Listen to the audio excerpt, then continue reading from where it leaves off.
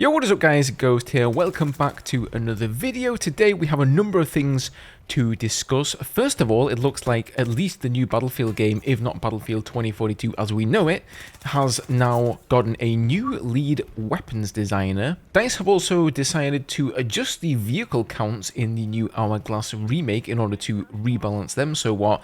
And over on Steam, 2042 is now officially regarded as an okay game. We're going to get into all of that in just a second, but first of all, as always guys, if you do enjoy the content here on the channel, consider subscribing so that you don't miss out on any future videos. I really do appreciate the support. We are coming up on 48,000 of you beautiful subscribers, so as always guys, thank you very much for your support there. Okay, let's begin here with the vehicle rebalance over on the Hourglass remake. So this is for Conquest, and DICE tweeted out here through the Battlefield Communications Twitter account, or the X account, whatever you want to call it these days, that they were releasing a small client update across all platforms to resolve an issue in relation to the vehicle count on Hourglass for Conquest 128 players. So here on screen you can see the new updated vehicle counts for Hourglass Conquest. Personally, I haven't ever played Hourglass Conquest on 128. I think the only difference they've made is maybe reduce the amount of tanks on the ground.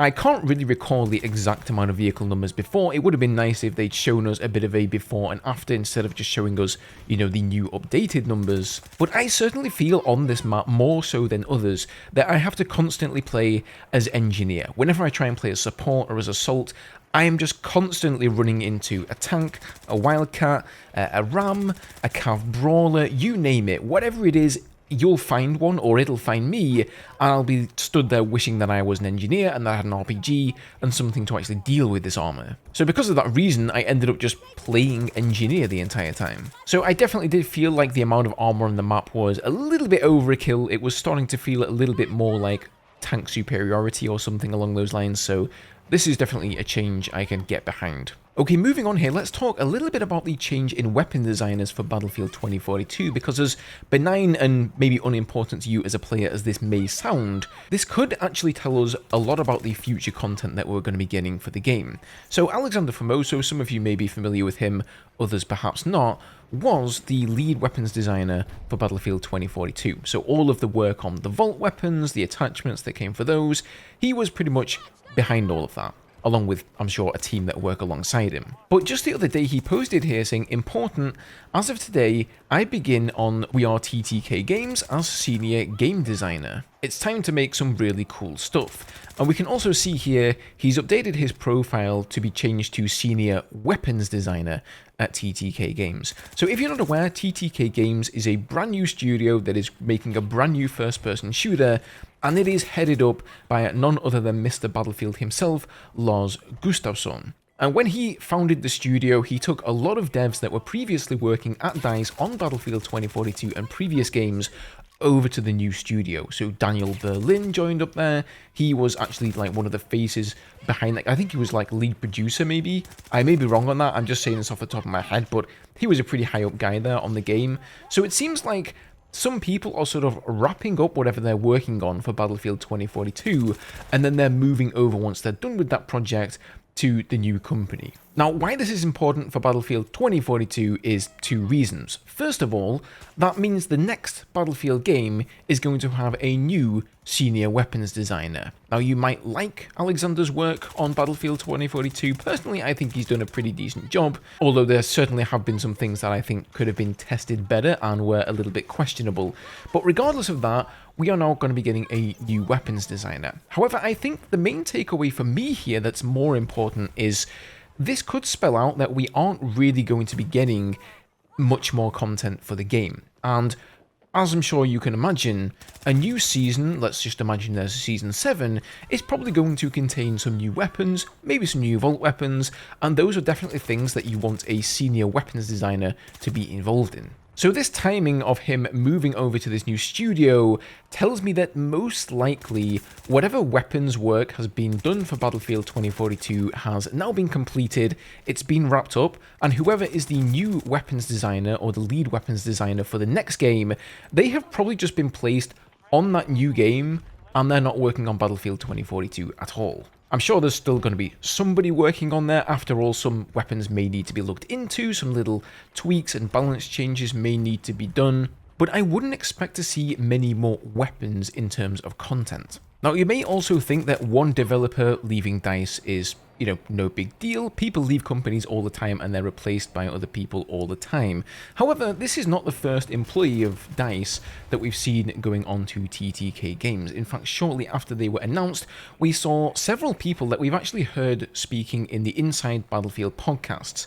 And one of those people is Amo Mustavi. He was a live producer on the game, and he was on the podcast back in episode 7, talking about live service, talking about the seasons that we got in here, and it seems like he only really worked on the first 4 seasons of the game, and at that point, he was let go from the company, or sorry, not let go, he quit the company, he was sort of allowed to leave is what I'm trying to say, and he was able to then move on to TTK Games.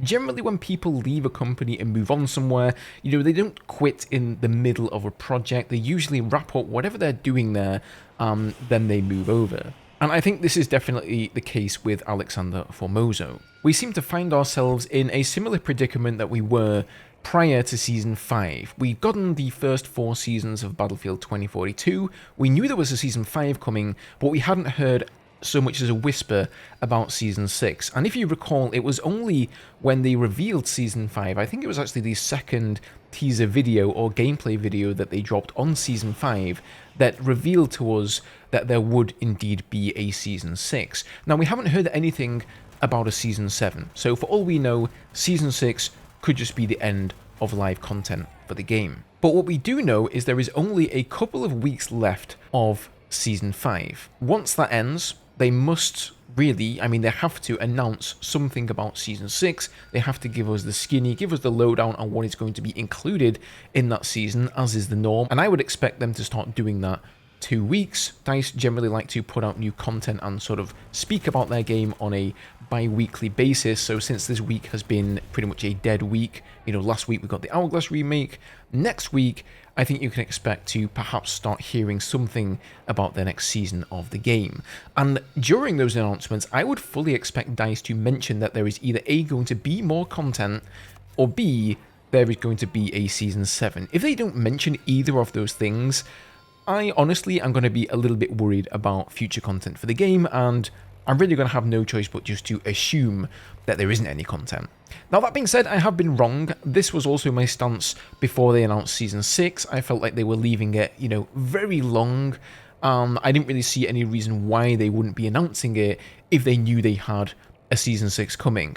And then it turned out I was wrong, and there was going to be a Season 6. So, by all means, don't go and take my words as gospel or anything like that. I know you guys can make up your own minds on this issue here. But I think the next couple of weeks are definitely going to be very telling, let's put it like that. And finally, here to cap off the video, congratulations to Battlefield 2042. It has finally made its way out of the depths of the mostly negative reviews rating on Steam, and it is now officially an okay game, aka a mixed review game. Now, you'll probably be surprised to see that all reviews is mixed, and recent reviews are also mixed, because generally speaking, the recent reviews for this game are much more positive than all the reviews. But if you actually scroll over, there is a massive difference. The all reviews section only has 40% positive, which is just on the cusp of almost being mostly negative. In fact, if we go over and check the brackets here, 20 to 39% positive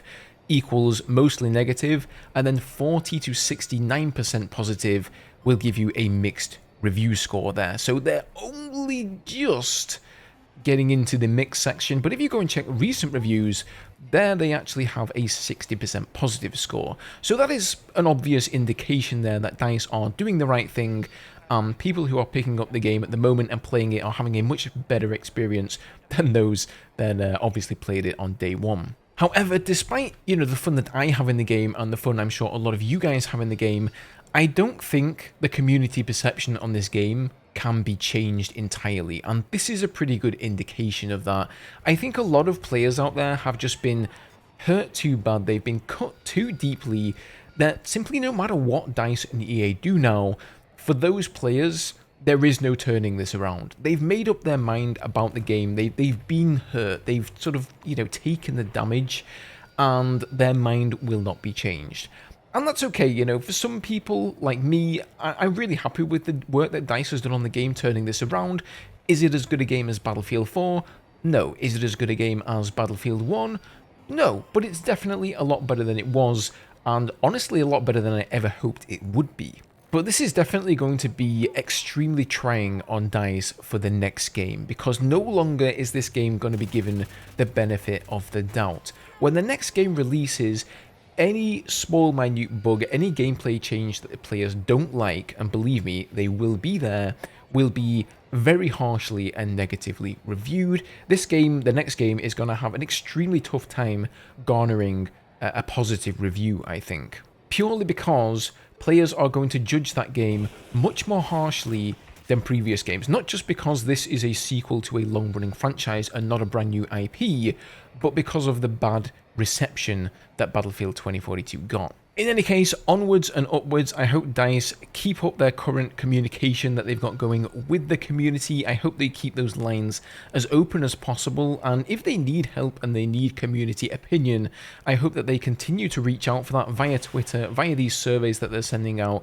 and really do a good job of gathering information, because that really was, in my opinion, the biggest mistake they made with Battlefield 2042, is they just completely cut themselves off from the community and decided to walk or sprint really in the opposite direction to what we actually wanted. Guys, I would be interested to hear what you know. Leave your thoughts down below. Do you think we are going to get a Season 7 for the game? Or is Season 6 going to be the end of it? And are we in for yet another long Battlefield drought next year? Leave those thoughts down below. As always, thank you for watching. Leave a like if you enjoyed the video. Subscribe for more Battlefield content. That is always appreciated. And a special thank you to all of my members who give me that additional support. It is, of course, never required, but I am always, of course, very thankful for that. Have a good one, guys, and I'll see you in the next video.